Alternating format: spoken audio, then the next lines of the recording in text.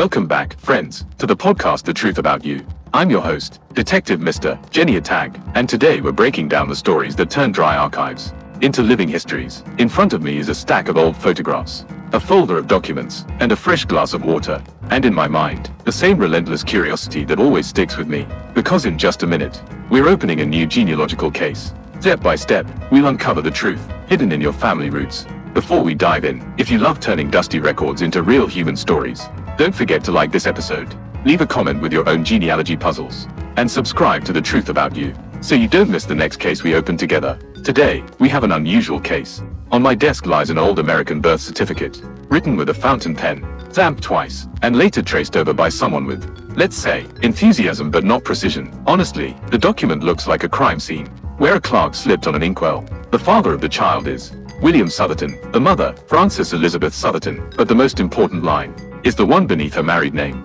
the place where her maiden name should be, or rather, what's left of it, after years of archival turbulence. Let's read it, like detectives. The first letter is tall, curved, clearly a capital D. Next comes N, narrow and simple, matching the handwriting throughout the document. Then we have this strange letter. It looks like a T, whose crossbar has slid slightly to the right, and that is completely consistent with the word Southerton written right above it. The exact same off-center crossbar is there. So, it is a T, not an L, not an R, not an M. Now the ending. There is no long tail that we would expect for an ending N in this handwriting. The last letter is rounded, with a small downward right stroke. That is an R, and this reading is confirmed by the shape of the R, identical to the R in Southerton, the absence of a final N, the consistent letter shapes, the repeated pattern of the crossbar on T. All of this matches the same writer across the entire certificate. Yes, someone traced over parts of the document later. That's why many people read it differently. Denton, Dendley, Denver, Demeter, you name it. But when we compare the handwriting, logically and systematically, Denter is the only interpretation that fully matches the writer's style. And so, the conclusion is clear. The mother is Frances Elizabeth Denter, who later becomes Frances Elizabeth Southerton. Case closed. On the maiden name. Now, let's talk about what you should do if you ever face a document like this, and you want to turn one messy line of ink into a full family story. First, the very first thing you need to do is go into the New York archives. Historical records of births, marriages, and deaths are stored in the digital collection called Historical Vital Records of NYC. Enter every possible spelling of the surname.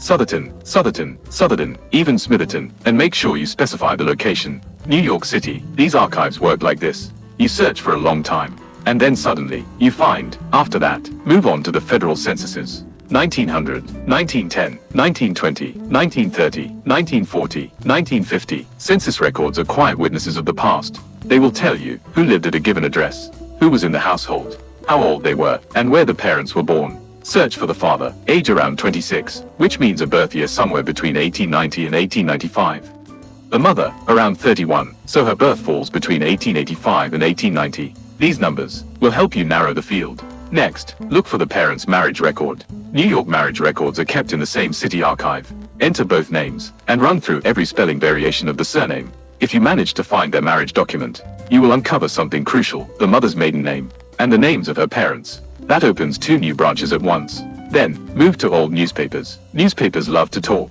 They reported births, deaths, marriages, relocations, and all the small domestic events nobody thought important at the time. Use newspapers.com, Genealogy Bank, and the free Fulton History Archive. Pay special attention to obituaries, because obituaries often list every relative, including very distant ones. Your next stop: draft registration cards, World War I draft cards, and World War II draft cards. Every man who reached draft age filled out these documents. They include the date of birth, the home address, and the name of the closest relative.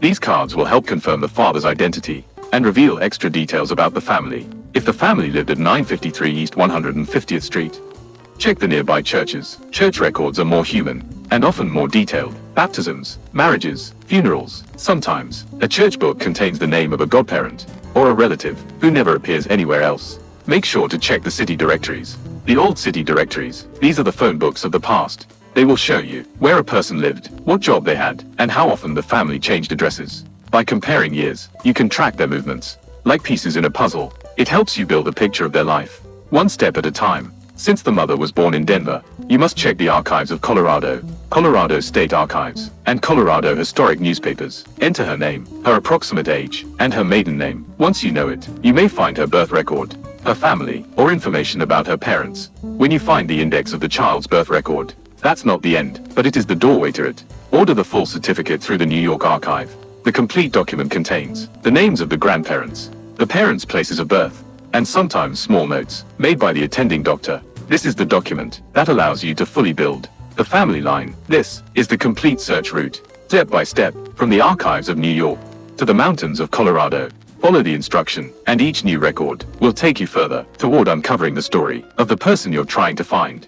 And if this journey into the archives helped you today, remember, hit like, drop a comment with your own mysteries, and subscribe to The Truth About You, so we can keep solving your family cases together.